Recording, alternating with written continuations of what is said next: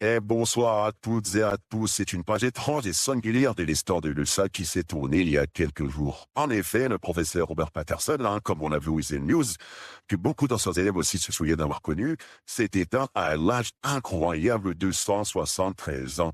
Une existence hors norme, presque irréelle qui interroge encore aujourd'hui.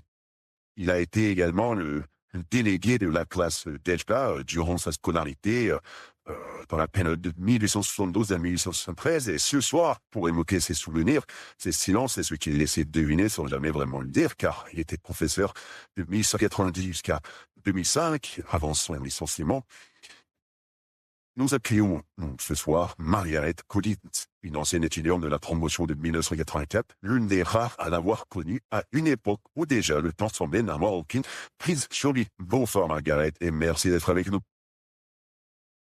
Pour commencer, est-ce que M. Patterson avait-il une manière particulière d'enseigner ou même d'être avec les élèves?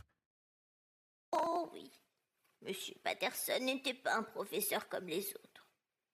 Il avait cette façon très calme, presque solennelle, de s'adresser à nous. Il ne levait jamais la voix. Mais tout le monde l'écoutait religieusement. C'était quelqu'un de très exigeant, mais juste. On sentait qu'il savait beaucoup plus de choses que ce qu'il nous disait en cours.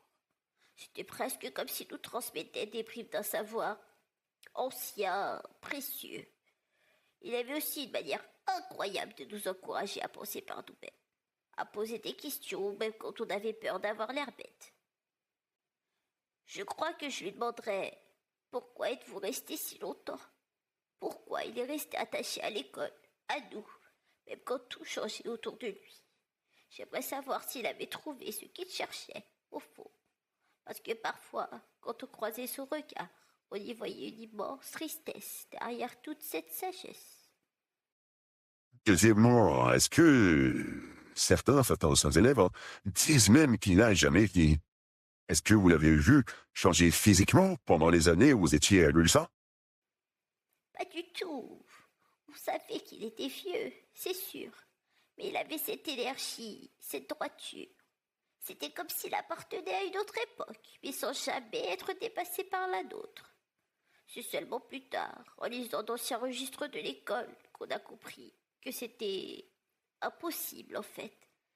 Même la disparition de Grimwood, un ancien ami de Patterson, est très louche en soi. Il y avait quelque chose d'étrange dans son histoire. À l'époque, on plaisantait entre nous. On disait que M. Patterson devait avoir passé un pacte avec le temps. Très bien. C'était tout pour moi. C'était tout pour les Weasel Talk. On se retrouvera très bientôt pour un prochain show. Au revoir.